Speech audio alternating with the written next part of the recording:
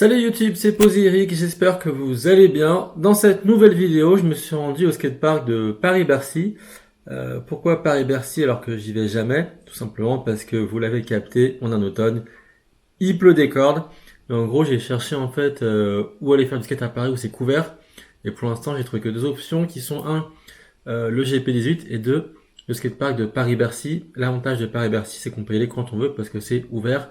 Alors que le GP, il y a des créneaux, même s'il y en a quand même pas mal, c'est quand même un tout petit peu plus contraignant. Donc pour moi, pour l'instant, ma meilleure option, c'est le skatepark de Paris-Bercy. Donc j'y suis allé dimanche matin plutôt très tôt. Et malgré le fait que j'y aille aussitôt, il y avait quand même des gens. Et je me suis notamment retrouvé à skater avec trois types qui étaient très forts. Donc comme je le dis dans la vidéo sur la peur d'aller au skatepark que je mets en lien dans la description, là une fois de plus j'étais le plus nul, mais ça s'est super bien passé parce qu'en fait, en gros, tout le monde s'encourageait en fait. C'est-à-dire qu'eux ils tentaient des figures de ouf et moi je tentais tout simplement des figures beaucoup plus simples comme je sais pas un Faki frontside 180, tu vois. Mais malgré ça en fait, ils m'encourageaient, je les encourageais et du coup ça a créé une ambiance hyper positive où tout le monde s'encourageait et se pousser à se dépasser. Et franchement, c'était un vrai kiff de faire cette petite partie de session à plusieurs parce que moi en tout cas, ça m'a vraiment motivé. Et du coup, je vais vous montrer en fait à quel point ces mecs étaient forts en vous montrant quelques tricks qu'ils faisaient.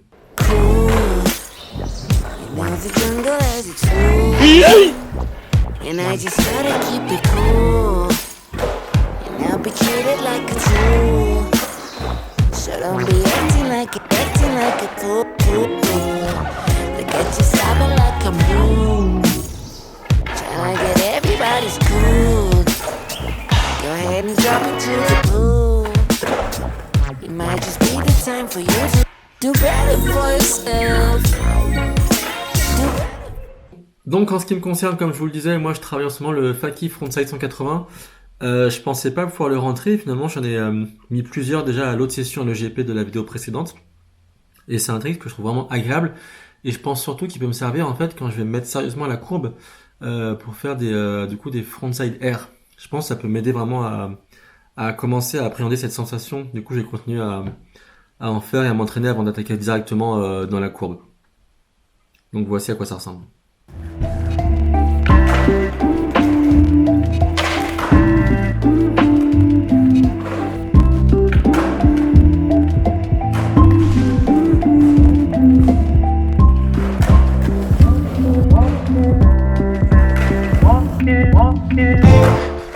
Et sinon, cette session était sympa, mais j'ai eu un petit problème.